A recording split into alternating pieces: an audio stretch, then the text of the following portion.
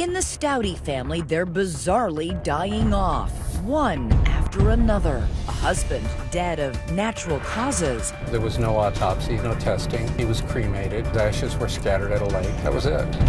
A son dead from seizures. And I'm like, oh my God, this mother must be devastated. She lost her husband, now she loses her son. A daughter hanging on to life in the ER with flu-like symptoms. It's bad. Okay. She was as close to death as you could get. And a mother and wife, a devout church organist, left to shoulder the burden. Either this is a terribly unlucky family or something fishy happened here. But just how fishy? That's what police want to find out in a stunning interrogation. Dear God.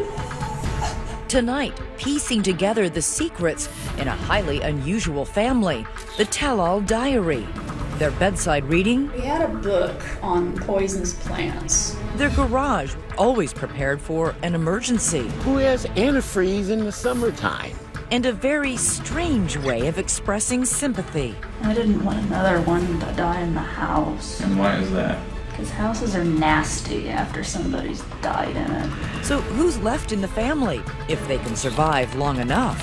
Did you think somebody else was going to be next? Talking on camera for the first time only to 2020, the daughter who did live to tell. I consider them as killers who hate me. What's wrong with these people? What were you thinking at that point? Oh God, another one. A family plot. Good evening. Thanks so much for joining us this Saturday night. I'm Elizabeth Vargas. David is away. Get ready for something you rarely see outside a courtroom. All the detective work and the interviewing of suspects that goes into catching a killer. It is an investigation that 2020 worked on for 2 years. A bizarre family plot that culminates in the discovery of a secret diary. And this ominous line from it that says so much. Only the quiet ones will be left. Here's Deborah Roberts. At the foothills of the Ozarks sits Branson, Missouri, the Las Vegas of the Midwest. Drive 45 miles north on Old Route 66 and you're in Springfield, a tranquil college town where the buckle of the Bible Belt meets beer joints. Here on Page Street, in a modest 900-square-foot home, Diane Stouty and husband Mark embody that unlikely mix of holy water and firewater.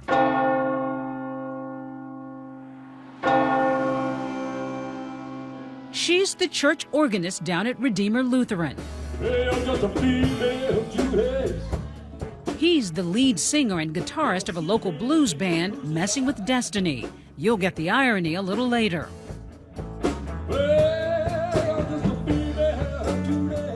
Together, the couple, former college sweethearts, are raising 4 kids in that small house. 6 people, 3 small bedrooms, 1 bath. Tight quarters for what looks like a tight family. Did you get any sense of what their relationship was like?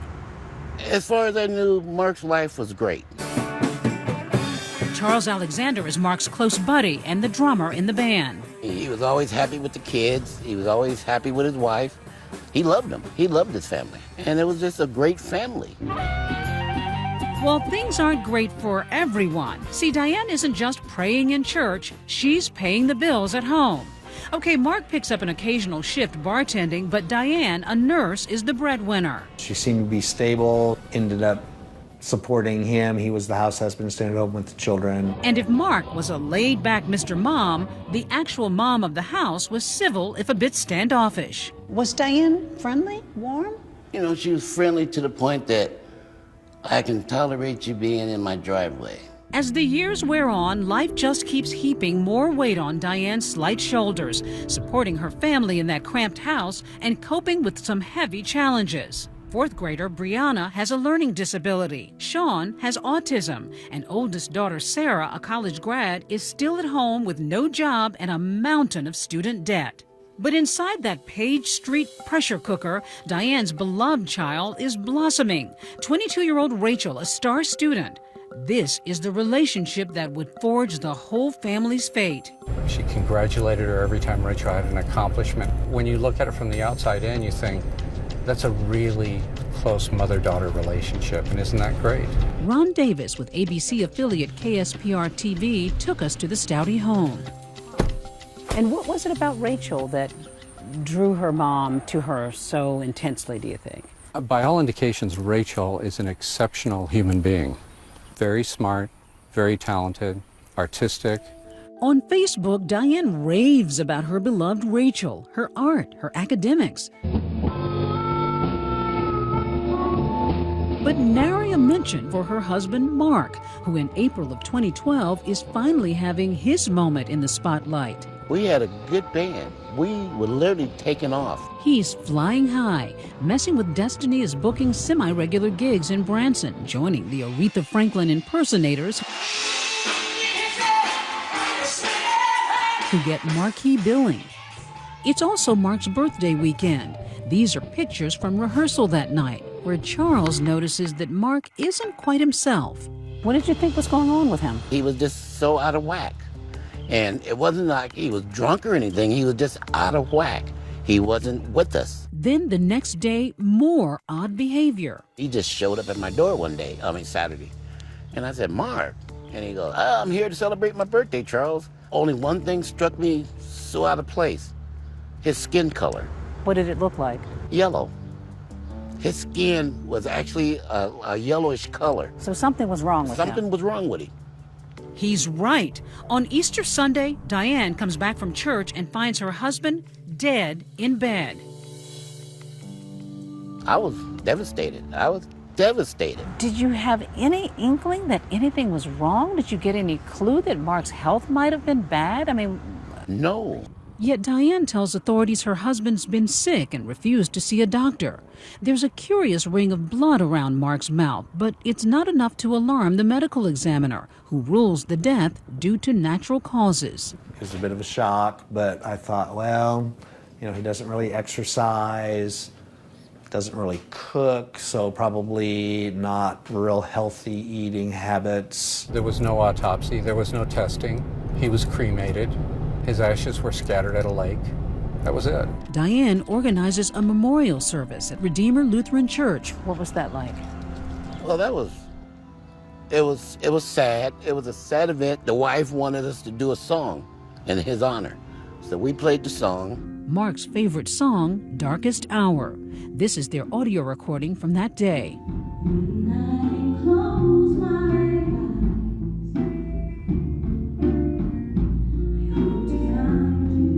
As the family copes with Mark's sudden death, there's a small consolation, a $20,000 life insurance payout, enough for Diane to move the family to a new neighborhood and a larger home. They moved into this house right here. Oh, big difference. It definitely is. It's a step up from where they were. When we come back, the Stouties may have moved on up, but their bad fortunes are just beginning. The coroner's van was in their driveway. Because whatever afflicted Mark seems to run in the family. I said it was impossible. I was floored. And eventually, police will suggest a different diagnosis. My husband died last year of a heart attack. Did he? Stay with us.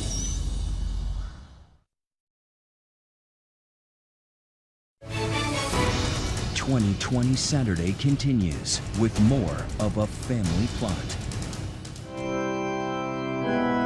At Redeemer Lutheran Church, Pastor Jeff Sippy tends his flock with fervor and passion. We're jumping for Jesus. And in the summer of 2012, devout organist Diane Stouty has good reason to lean on the pastor's sermons for strength. Then Mary arose and went with haste in the hill country. And so you can see a woman with a mission. Her husband Mark has recently died, and she's just moved with her 4 kids to this friendly street, hoping to put that sadness behind them. Rhonda Anderson, a church secretary, lives across the street. Did you see them going and coming? One day the garage door was open and I thought, I'm going to go over there and say hi. And just as I got over there, it was really like they looked at me and closed the garage door, really, because I could still see them standing there. So I don't think they wanted to talk to anybody. Rhonda doesn't take it personally, leaving her private neighbors to themselves. Until weeks later, one Sunday in September, she looks out the window and is shocked by what she sees. The coroner's van was in their driveway. A policeman said there was a death in the home. I was blown away. Once again, death has knocked on the Stouty's door. The firstborn child, Sean, gone at 26. Diane tells police he had flu-like symptoms for 3 weeks. Well, she reported she checked on him at about 6:30 in the morning, went to church, and then when she came back from church, found him not in bed anymore, but on the floor without a pulse.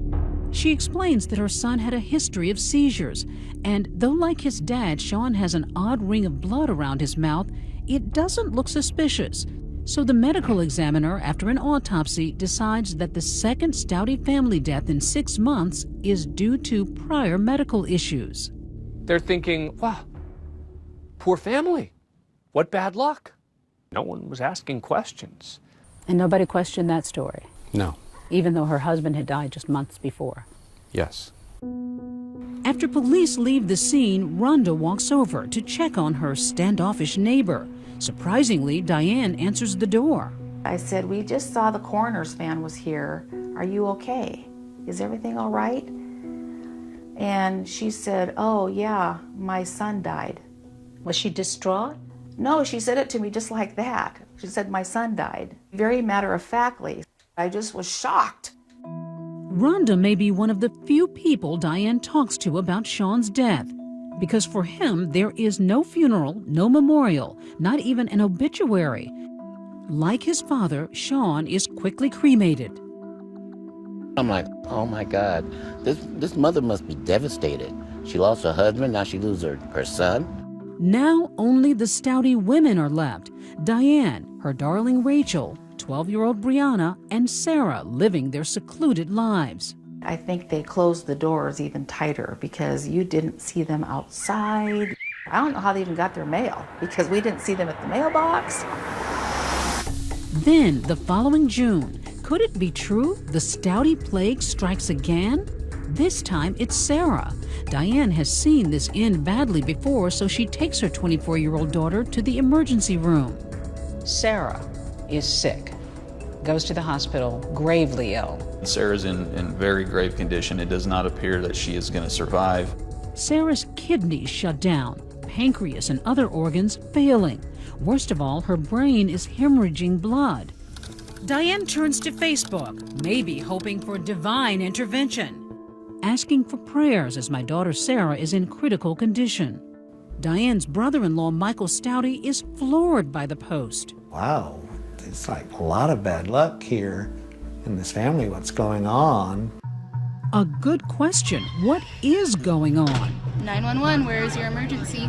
Finally, someone in Springfield, someone claiming to be close to the family, calls in a tip to police, hinting that the pious church organist may harbor an unholy family secret.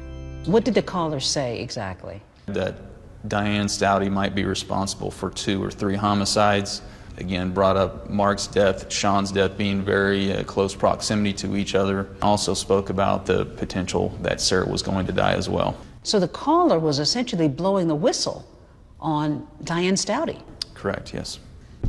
Armed with that anonymous tip, Springfield Police Detective Neil McAmis begins investigating. He starts by pulling the reports on Mark and Sean's deaths. The uncanny similarities are stunning. Mark was experiencing flu-like symptoms for several days prior to his death. Same type of description with Sean. Now we have Sarah that's also in the hospital with flu-like symptoms. Police are now connecting the dots. Then Detective McAmis visits the hospital, where he gets more troubling news from Sarah's doctor. He had told me that they had performed several tests. They couldn't figure out what was going on, and he said that he was suspicious that it was a possible poisoning case. So your radar goes up? Definitely. Police figure it's about time Diane Stouty answers some questions. She voluntarily comes to the station, and in interview room number 3... Is it Stout? Stouty. One of the strangest police interviews we've ever broadcast begins. Diane discusses Sarah's critical condition. I'm looking at the lab reports and it's like, you can't be living. Her kidneys were shot. She had a brain bleed. Her pancreas was acting up. Well, it's bad. Okay. I mean, she was this close to death as you could get. Her affect may seem strange, but remember, this is a woman dealing with great stress, emotionally and financially, and her family's crumbling one by one. My husband died last year of a heart attack. He had a lot of medical issues. Did he? So, yeah. What kind of stuff did he have? Oh, he had liver problems. He was diabetic. He wouldn't quit smoking. Do you have a son as well? No, not anymore. Not He died. He stopped breathing during one of his seizures. I've just never heard of anybody dying from a seizure before. Is that pretty common? It can happen. And I'll be back here. The detective steps away, but when we come back, he does too, to turn up the heat on the Merry Widow. There's been some things that have come up during the investigation. It's time to learn what's really going on behind closed doors at the Stouty home. I'm horrible. I'm a horrible mother. Stay with us.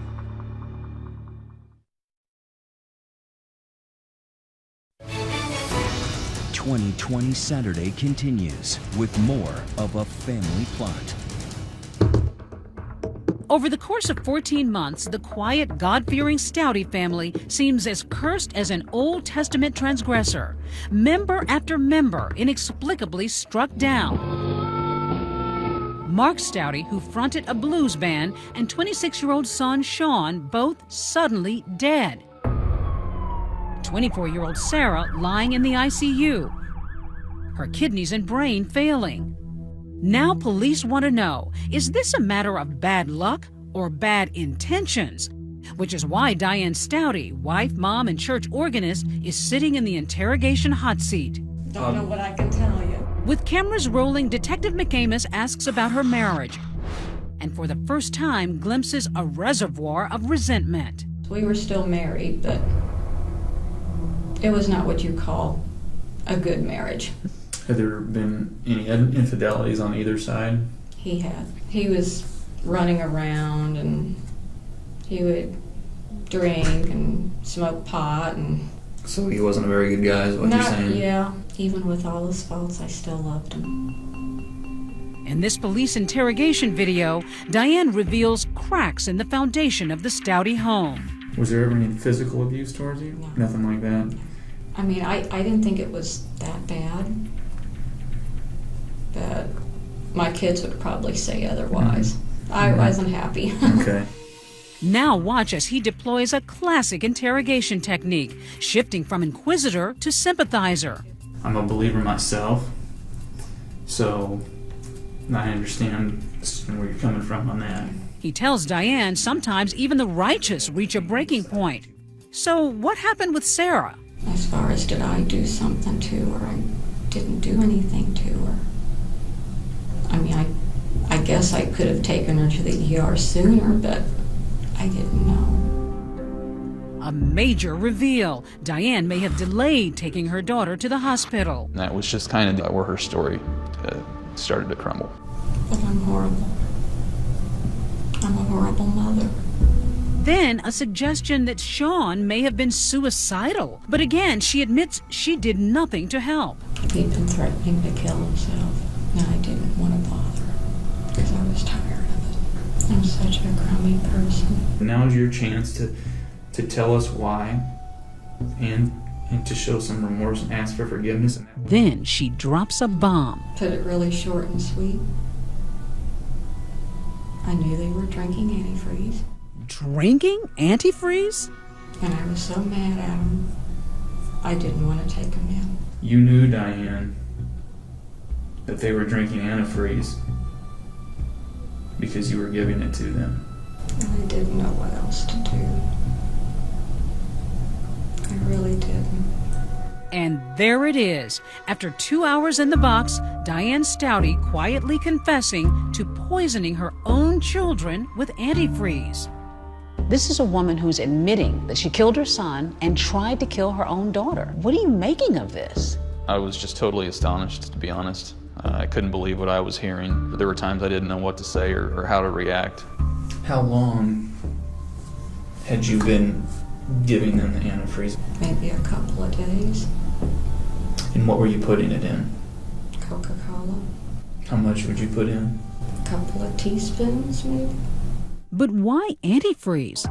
She explains that it's easy to get and easy to disguise. The main ingredient, ethylene glycol, a colorless, odorless, sweet-tasting, and deadly chemical. Killing someone with antifreeze is a classic way to try to mask what you're doing.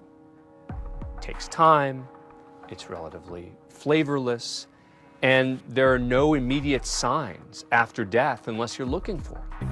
Now it's all pouring out, a full-blown confession.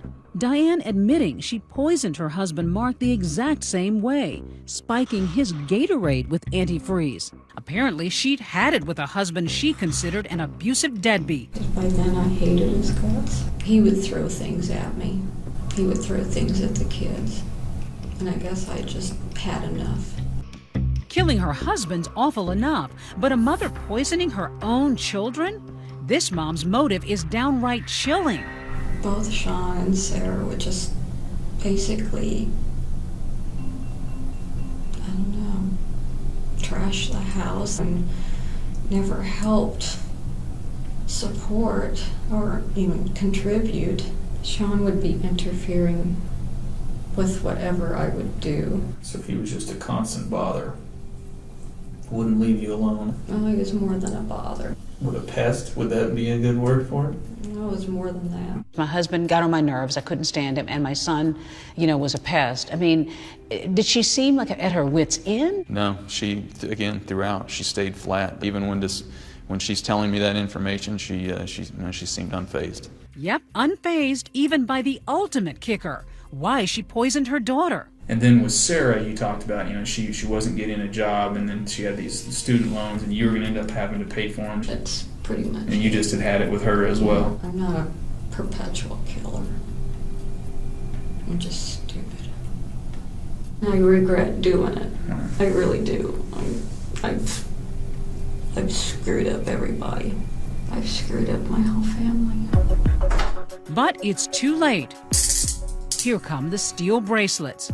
Right now, you're going to be under arrest. Case closed? Not by a long shot. See, police are about to search the Stouty home and will find a purple diary with some very purple prose. This was a key piece of evidence. It will prove that Diane had a partner and eyes on another target in these horror movie homicides. Next.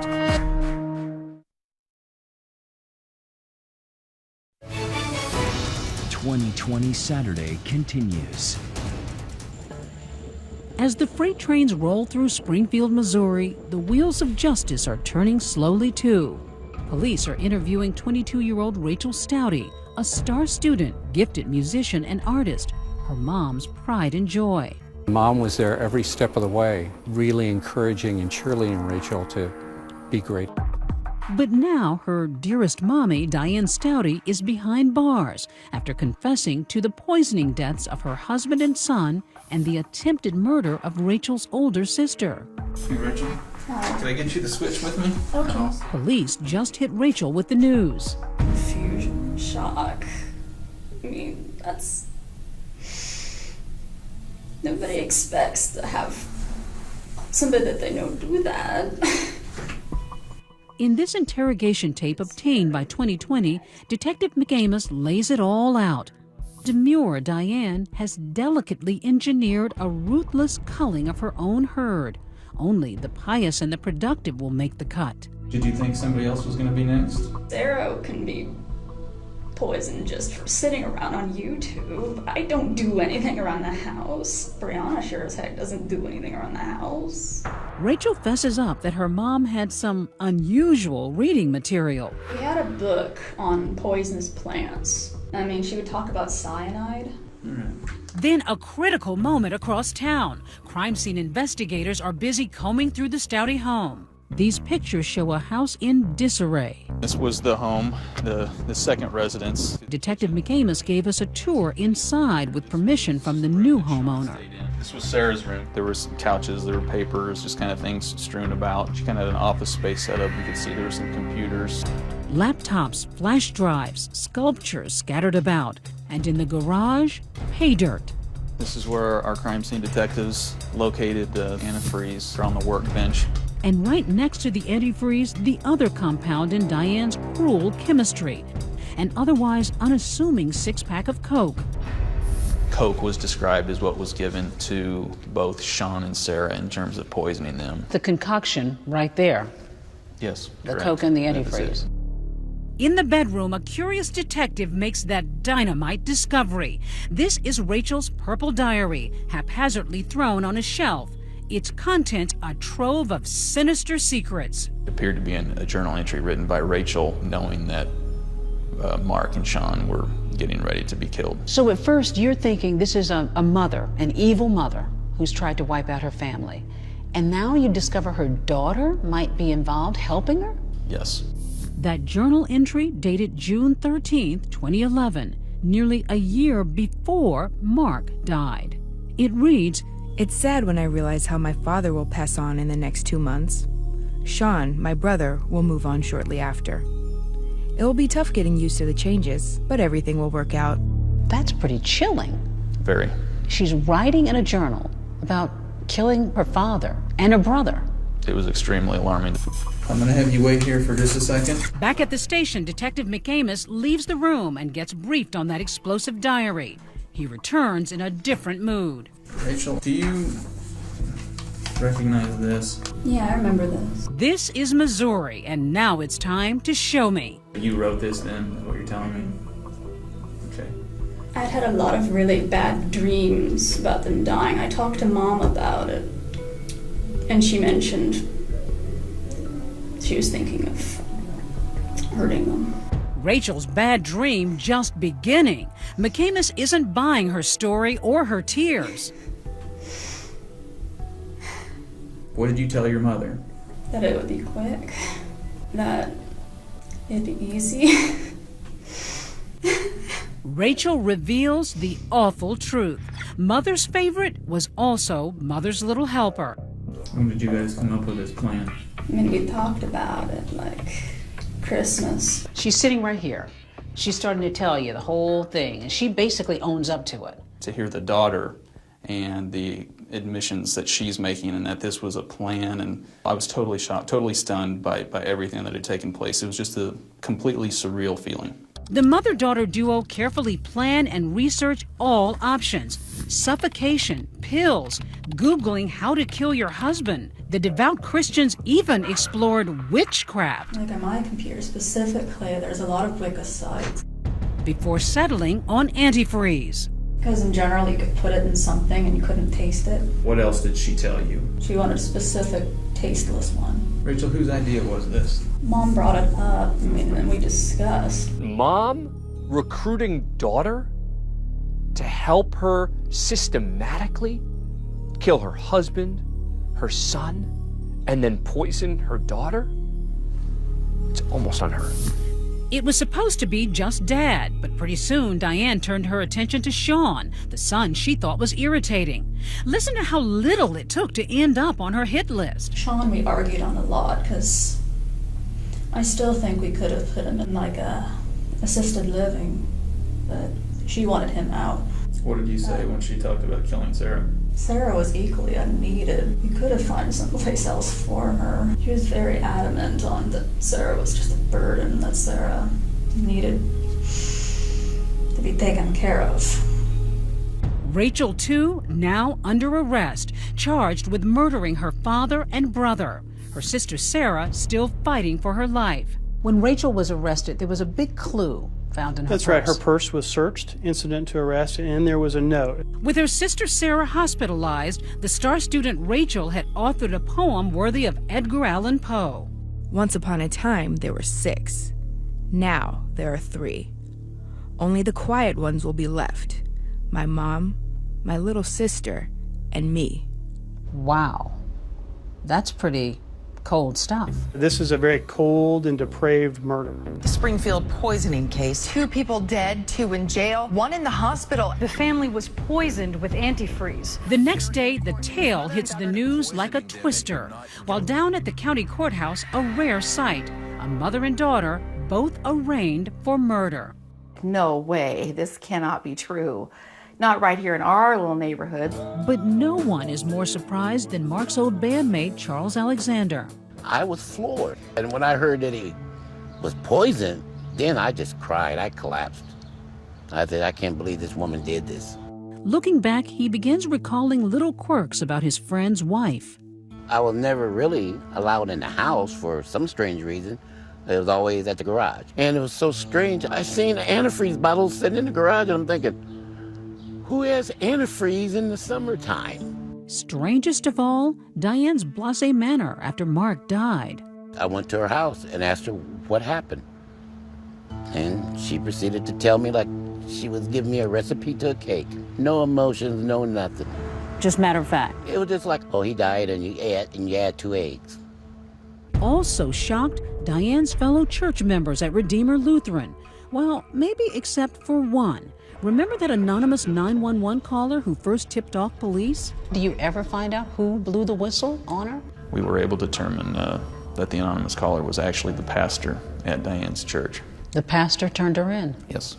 Pastor Jeff Sippy. If you are not praying for your children, if you are not deeply invested in them, I'm going to tell you this, no one else is either. The leader of the flock compelled by his own conscience to root out the wolf among them. He declined our requests for an interview. So he knew that something was evil here. I think he definitely had his suspicions. Diane's demeanor after the deaths, he told me he couldn't take those feelings, that he had to call it in.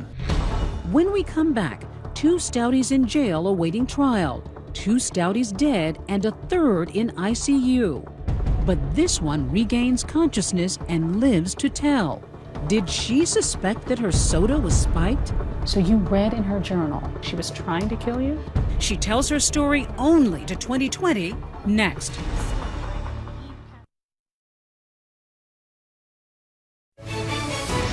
"2020 Saturday" continues with more of A Family Plot.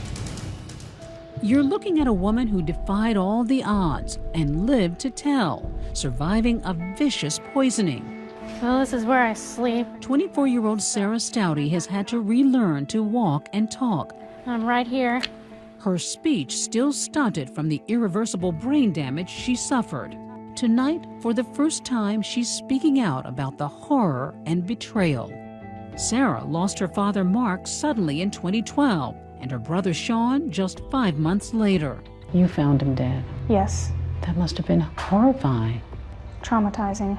And more traumatizing, learning that her mom Diane was not her protector, but a predator, poisoning them all with antifreeze. And the icing on the cake, her younger sister Rachel was part of the plot. But I was asking, why? Why did my mom and sister kill my dad and brother and harmed me? Did you believe it, or did you sort of assume this can't be true? I assumed that it wasn't true. They were innocent people being blamed.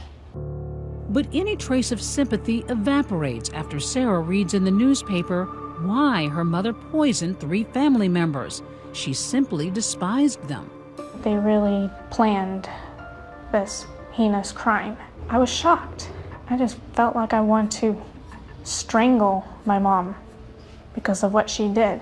The big question, why did Diane bother to rush Sarah to the hospital after leaving her son and husband to die at home? In a follow-up interview with a clearly rattled Rachel at the Greene County Jail, Detective McAmis wants to know. When Sarah got so bad, why did you take her to the hospital? Was it some last-minute tug of Christian conscience? Apparently, no. I didn't want another one to die in the house. And why is that? Because houses are nasty after somebody's died in it. I get a lot of nightmares. But what Rachel tells police next may be the most heinous of all. She and Mom Diane weren't exactly finished. Brianna, who's she next? When were you guys gonna kill Brianna? Sometime after Sarah. Brianna, the youngest member of the Stouty clan, a tender 12 years old, too young to drive, but old enough to drink her mother's poison, antifreeze, in her root beer. They were going to kill the little girl as well? 12-year-old girl. What's wrong with these people? And what was the reason for Brianna? Because I know there's no way in hell I'd be able to take care of her. I can't take care of me. So how could I ever take care of her? She had described Brianna as a burden. They didn't want her around the house. That was her explanation. 4 people. They would have killed 4 people in this house if they could have? Correct. Rachel said that her mother was the only one that understood her. They could relate to each other, and it was just going to be those two. Do you think this was just a case of a mom and daughter who just, in some sick way, wanted to have a simpler life? I don't think that there's going to be any acceptable, remotely rational explanation.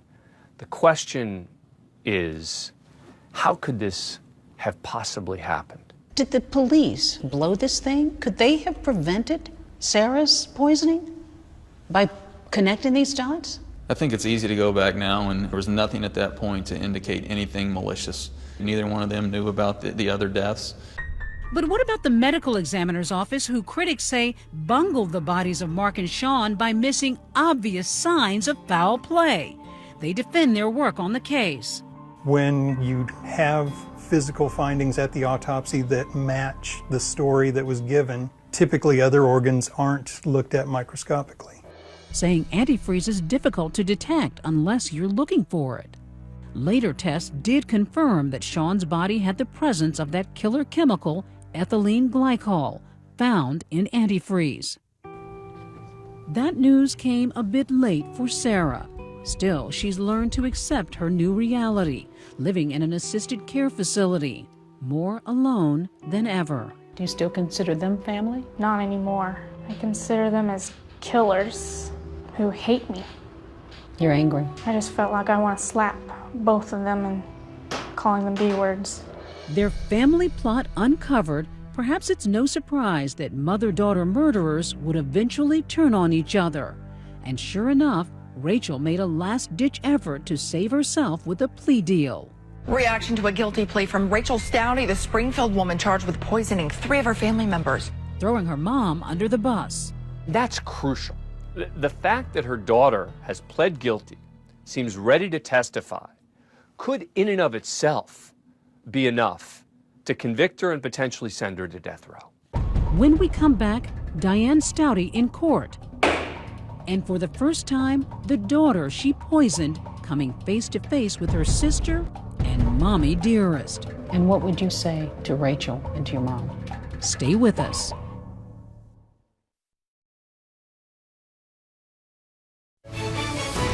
"2020 Saturday" continues. Judgment Day for Diane Stouty. She enters the courtroom, her back against the wall, facing death by lethal injection. But then, You intend to enter a plea of guilty in this case? Yes. pleading guilty to killing her husband and son, sentenced to life in prison without parole. Also in court, in the front row, the daughter she tried to kill, 24-year-old Sarah, facing her mom who poisoned her with antifreeze.